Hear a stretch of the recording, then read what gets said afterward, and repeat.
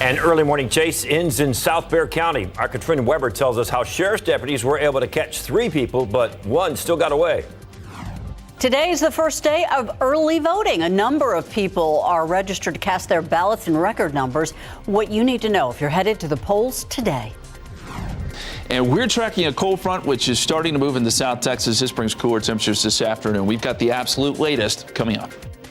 Live from KSAT12, the news at noon starts right now.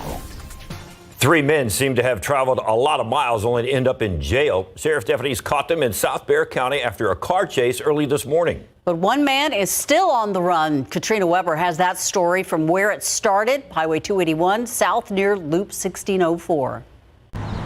According to the sheriff's office, this started with a couple of looks. A deputy looking and seeing what appeared to be a suspicious car in this parking lot. Then the driver of that car looking at the deputy and taking off. They finally caught up with that car after it crashed in a field on private property along Big Oak Drive, just west of Highway 281 South. Although they had spent a lot of time running and covered a lot of miles, the people in that car ended up practically back where they started just after 4 this morning. The chase lasted at least 20 minutes, going all the way into Atascosa County and back. At one point, they reached speeds of more than 100 miles per hour, and at times, the suspects headed the wrong way on the highway. After the car crashed, deputies caught 3 of the people right away, but a 4th one ran away. They blocked off the neighborhood and searched for him. Deputies had to wait until almost daylight to recover the car, which they say was stolen. Investigators believe at least some of that may have been caught on the surveillance cameras here, and they plan to review the video for clues. Reporting from South Bexar County, Katrina Weber, KSAT 12 News. A suspect behind bars, and police are crediting a tip from the public in helping them find the suspect. He's accused of robbing a convenience store. Last month, police say 21-year-old Roy Martinez robbed the Shop and Save store in the 7300 block of Morbach Road. According to an arrest report, Martinez showed a gun to the store clerk and then demanded money from the register. Police found Martinez after receiving a tip through Crime Stoppers. Martinez is facing a $75,000 bond.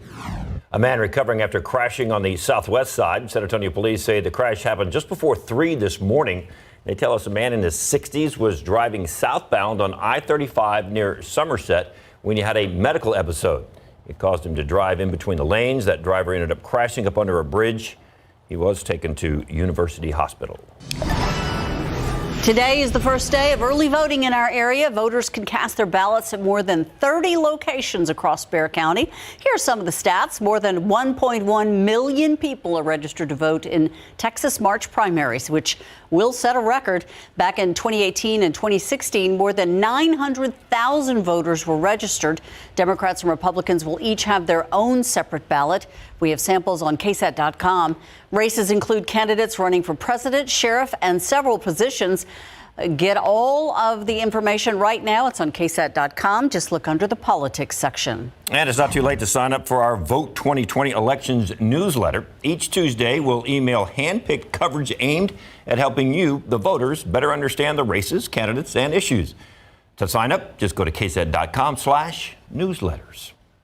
Democrats are on the campaign trail ahead of the Nevada caucuses, and they're getting ready to hit the debate stage again. This time, the candidates will be joined by former New York City Mayor Michael Bloomberg. ABC's Mona Kozar-Abdi has more.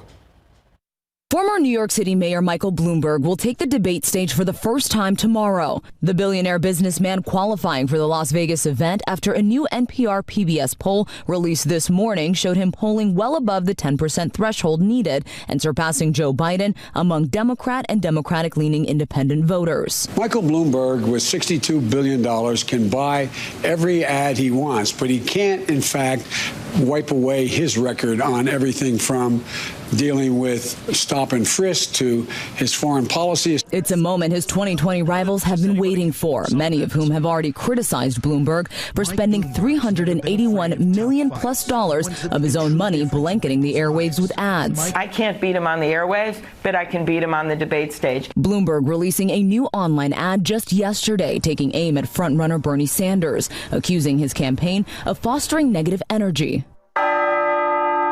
Sanders firing back, bringing up Bloomberg's support for New York's controversial stop and frisk policy. A policy Bloomberg said in a recently released 2015 audio was aimed at putting, quote, a lot of cops where the crime is, which means in minority neighborhoods. Bloomberg has since apologized for the policy's impact. You are certainly not going to win when you have a record in New York City that included racist policies like stop and frisk. Nevada's diverse population is also a big factor in this upcoming contest, with now a major grassroots Latino group backing Sanders with their first ever presidential endorsement. Mona Kosar Abdi, ABC News, Washington.